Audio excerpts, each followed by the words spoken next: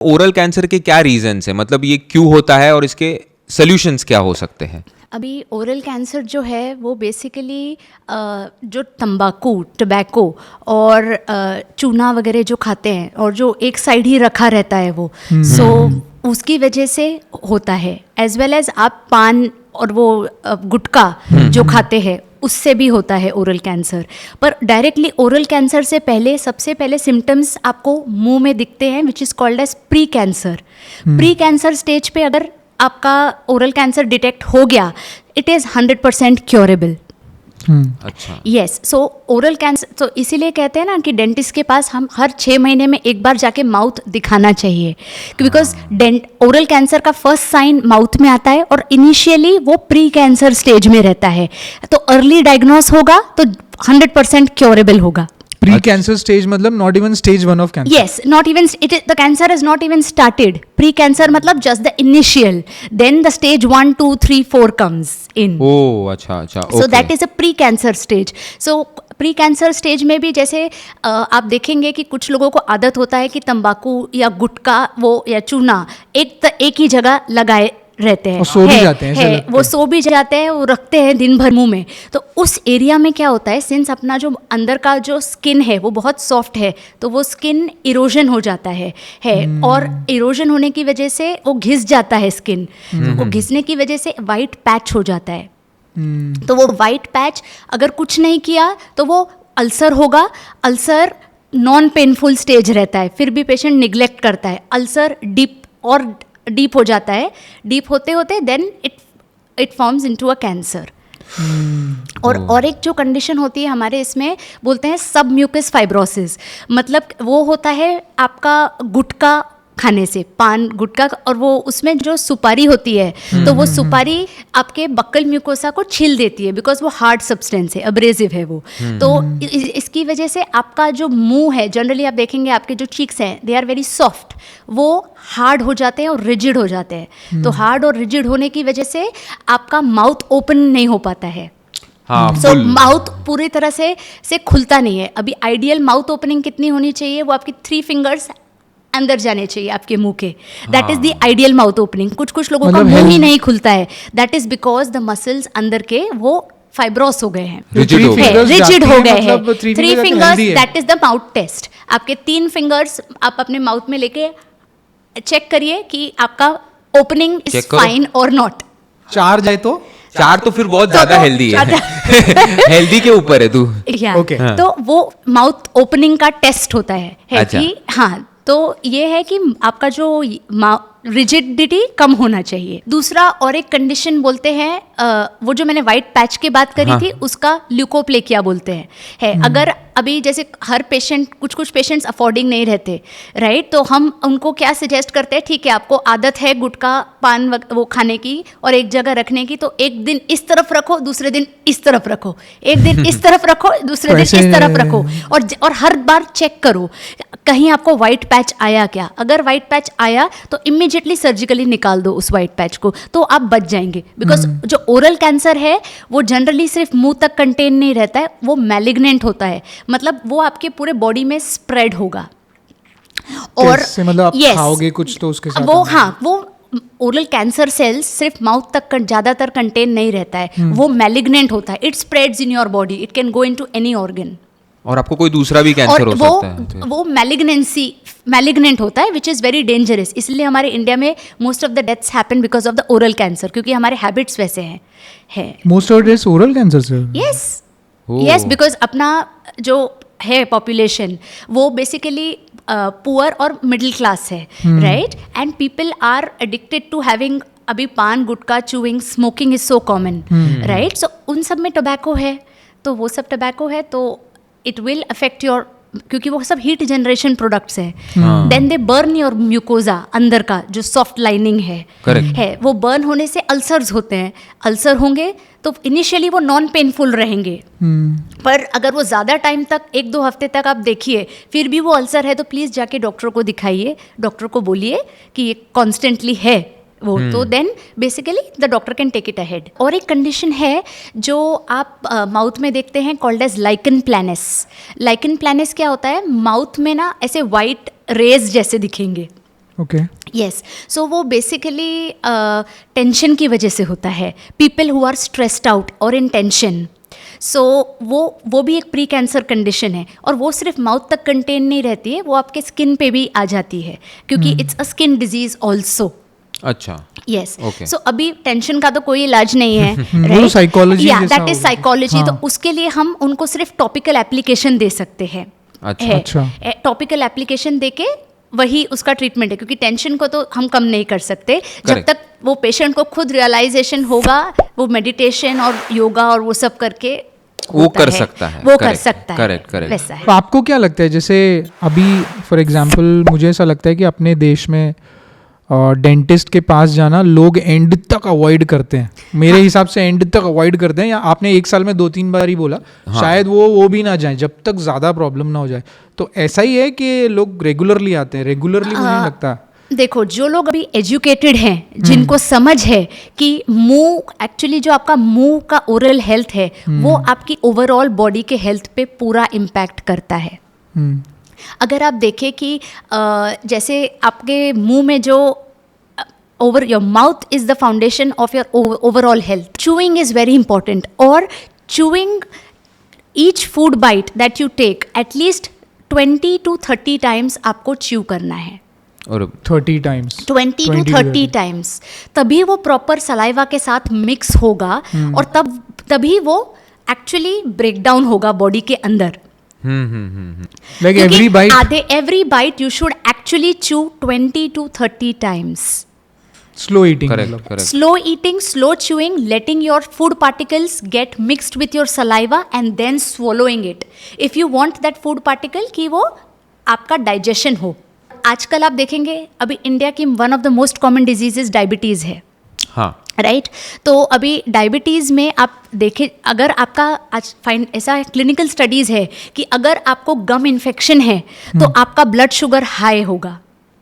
और अगर आपने टीथ क्लीनिंग किया है और गम इन्फेक्शन नहीं है आपको, तो आपका जो ब्लड शुगर लेवल्स है वो डाउन होगा.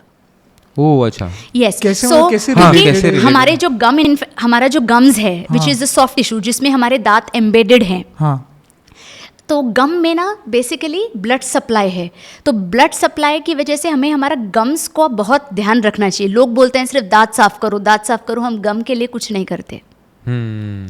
ओके. सो जो गम्स है हमारे, दे आर ऑल्सो बहुत इंपॉर्टेंट चीज़ है. और गम का इन्फेक्शन वो बहुत ही ज़्यादा कॉमन है, क्योंकि क्या होता है एज वी एज हमारे गम्स जो है वो रिसीड होने लगते हैं और दांत लूज होके दांत गिर जाते हैं. हाँ करेक्ट. ओल्ड एज में. तो वो ओल्ड एज की है. तो ओल्ड एज में आपका जो गम्स है, so you have to take care of your gums. और हमें सिर्फ ब्रशिंग सिखाई जाती है. गम्स के लिए क्या करना है कोई बताता नहीं है. करेक्ट. क्योंकि आप ब्रश किधर करते हैं? Only on your teeth. What about the gums? Gums पे भी ब्रश करना चाहिए. गम्स पे ब्रश नहीं करना चाहिए. गम्स के लिए बेसिकली गम्स में बेसिकली क्या है, आपका ब्लड सर्कुलेशन है. तो ब्लड सर्कुलेशन में you can do a gum massage. And gum massage के लिए what you can do is basically take little extra virgin coconut oil and then just circularly massage your gums. So basically blood supply आपके gums को increase होगा. So blood supply increases, so your gums will look much better and much healthier. Correct. And they will feel also healthier. And gum में अगर आपका infection है, so since now blood supply है आपके gums में and the blood supply is throughout your body, so gum के जो bad bacteria है, bad bacteria आपके full body में circulate होते हैं. Correct. Yes, and that can affect your heart, kidney, lungs, anywhere. सो ये गम हेल्थ के ऊपर मैं आ रहा था. बेसिकली मैंने एक स्टडी देखा था कि बहुत सारे डॉक्टर्स को पूछा गया था, मतलब डेंटिस्ट को पूछा गया था कि आपको नॉर्मल ब्रश यूज़ करना चाहिए या इलेक्ट्रिक टूथब्रश यूज़ करना चाहिए. तो बहुत सारे लोगों ने बोला कि इलेक्ट्रिक टूथब्रश यूज़ करना चाहिए, और उसका एक करेक्ट मेथड भी बताया कि आपको डायरेक्टली टीथ पे ब्रश नहीं रखना है, गम और टीथ के बीच में आपको इलेक्ट्रिक ब्रश को रखना है, जिससे आपके टीथ और गम्स दोनों को प्रॉपर क्लीनिंग मिलेगा और मसाज भी मिलेगा. सो इज इट राइट कि हमें इलेक्ट्रिक टूथब्रश यूज़ करना चाहिए? सो नाउ बेसिकली जो इलेक्ट्रिक टूथब्रशेज, हाँ वो बहुत अच्छा क्लीन करते हैं, पर वो एक्चुअली डिज़ाइन हुए थे उन लोगों के लिए जो मैनुअल डेक्सटेरिटी है, for handicap people. Okay, and people who do not know how to brush their teeth. अच्छा.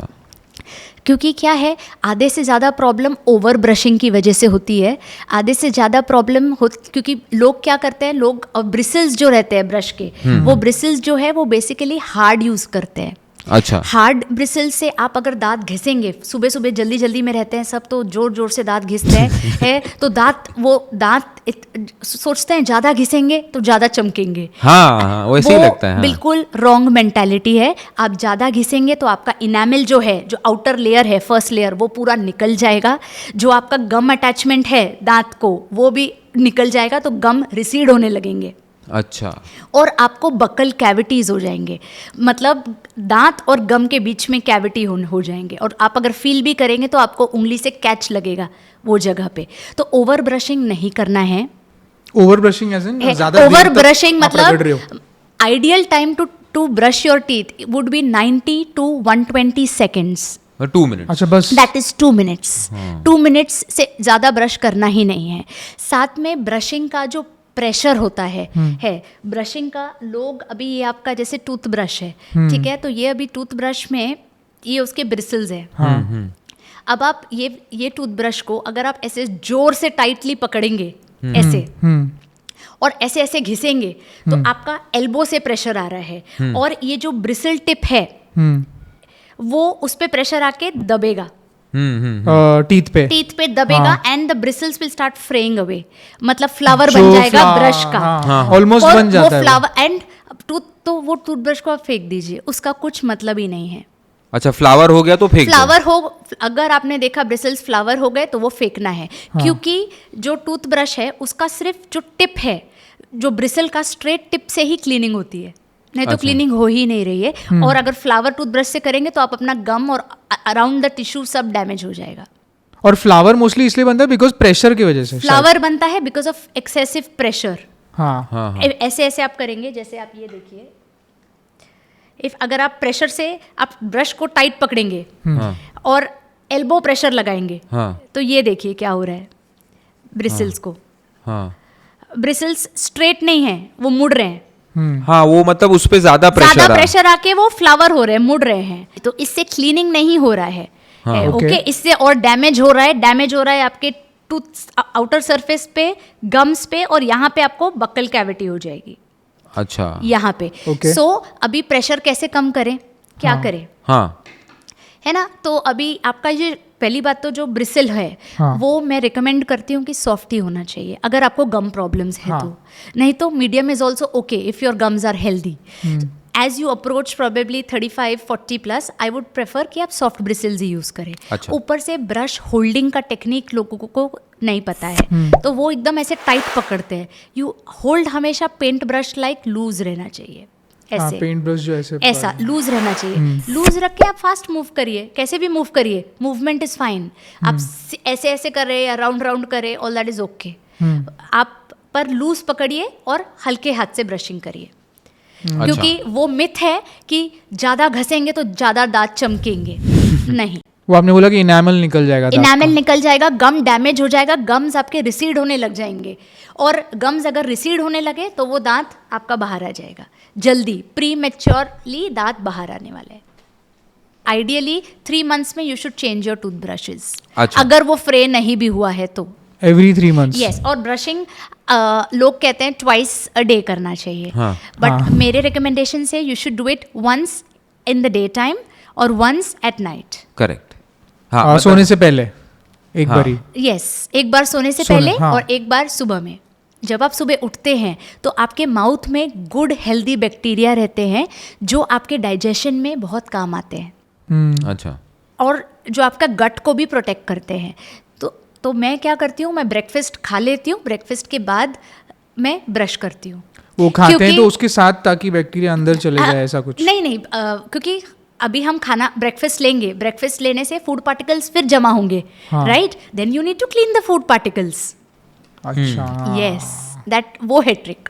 अच्छा, तो ये जब हम ये नॉर्मल ब्रश से ब्रशिंग करते हैं तो मैंने ये भी देखा है कि आपको ब्रशिंग करने के टाइम पे आपके ब्रिसल्स को गम को टच नहीं होना चाहिए, आपको खाली टीथ पे ही क्लीन करना चाहिए। क्योंकि अगर आप गम्स के साथ उसको कर रहे हो ब्रशिंग, अगर तो ये गम्स डैमेज हो जाएंगे। करेक्ट, अगर ये ब्रिसल्स जो है आपके गम्स पे टच हो गए तो कई लोग होते हैं जो बोलते हैं कि गम्स में से ये Blood हो रहा खून है, निकलता है, हाँ। ब्लीड होता है तो वो गम ब्लीडिंग का one of the major causes is your toothbrush is not right.